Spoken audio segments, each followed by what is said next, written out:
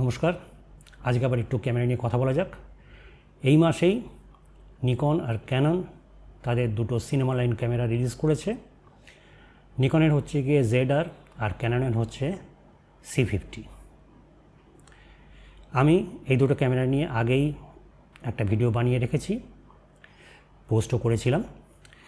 আজকে কথা বলবো এই দুটি ক্যামেরার ওয়ার্কফ্লো নিয়ে।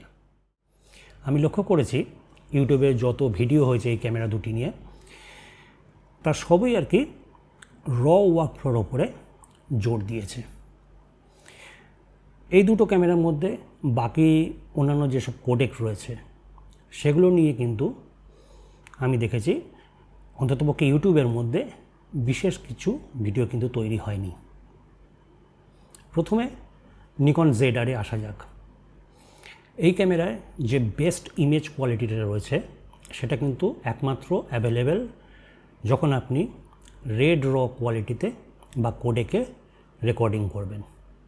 এছাড়াও কিন্তু এই ক্যামেরার মধ্যে প্রোডেস আর এন রয়েছে, আরও দুটো কোডেক। সেই দুটো কোডেক কিন্তু আমার বিশেষ পছন্দ হয়নি। এছাড়াও এর মধ্যে যে 10 বিট এনলগ রয়েছে সেটাও কিন্তু আমার বিশেষ পছন্দ হয়নি। বিশেষ করে এটার মধ্যে যে ইমেজ কোয়ালিটি রয়েছে সেটা আমার খুব ডিটেল লস লেগেছে, মানে একটু স্মাজি মনে হয়েছে।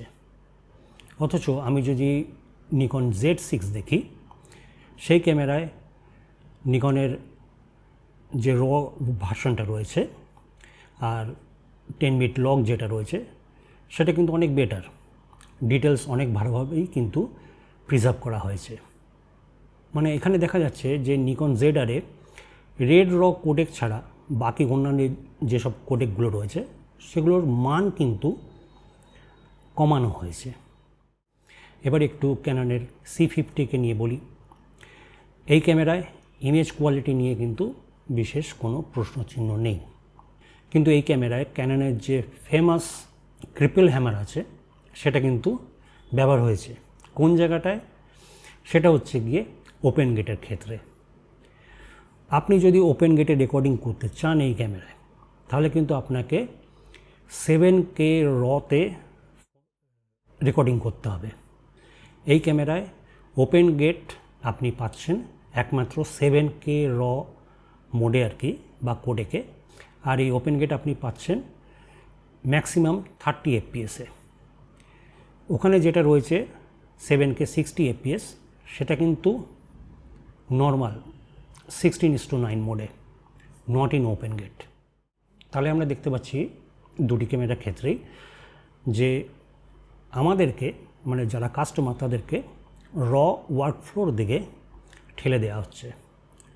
একটা জিনিস মনে রাখবেন যে ফাইল ম্যানেজমেন্ট এবং তার যে প্রসেসিং অত্যন্ত কস্টলি। ক্যামেরার থেকেও বহুগুণ বেশি দাম পড়বে এই মেনটেনেন্সে, ওয়ার্কফ্লোতে।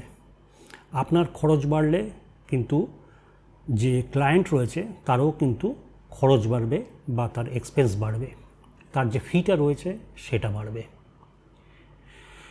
ক্লায়েন্ট সেই বর্ধিত ফি দিতে চাইবে কি? তাদেরকে কিভাবে বোঝাবেন? বলবেন যে আপনি 10 বিট ভিডিও আগে দেখতে পেতেন, এখন আপনি 12 বিট ভিডিও পাবেন। ক্লায়েন্ট সেটা বুঝবে? সেজন্য বলছি, সুইচ করার আগে বা বিশেষ করে আর কি যদি এই ক্যামেরা দুটির মধ্যে কোনো একটা যদি আপনি কিনতে চান, ভেবে দেখবেন। অবশ্যই কিনবেন যদি আপনার প্রয়োজন হয়, কিন্তু তার আগে সমস্ত কিছু কস্ট ক্যালকুলেশন করে ভেবে চিন্তে নিয়ে তবেই এগোবেন। আজকের মতো এই ছোট্ট ভিডিওটা এখানেই শেষ করছি।